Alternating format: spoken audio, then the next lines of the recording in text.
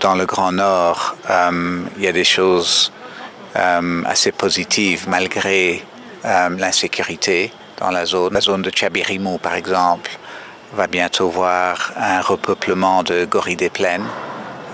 Donc ça, c'est un développement qui est important pour le parc. Au niveau du secteur centre, les grandes populations de très grands mammifères, les éléphants, les hippos, les buffles, ont fortement augmenté dans les 10 dernières années. Les éléphants, par exemple, ont augmenté de 80 à plus de 900.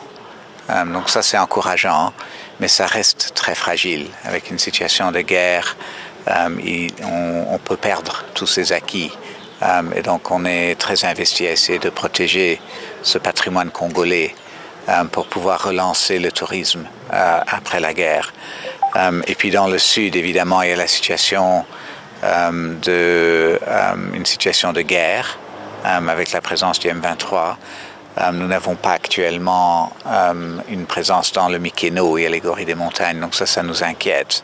Nous essayons de suivre la situation du mieux qu'on peut.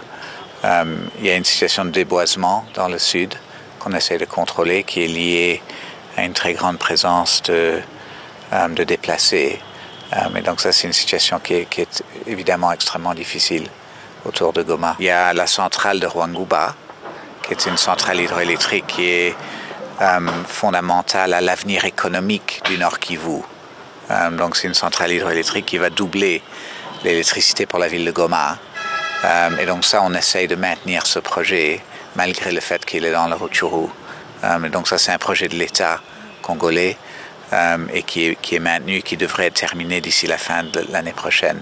Donc ces projets de relance économique sont maintenus parce qu'on ne peut pas suspendre le développement économique à cause de l'insécurité. Il faut que le pays se développe, mais les conditions pour ceux qui sont sur le terrain sont très difficiles.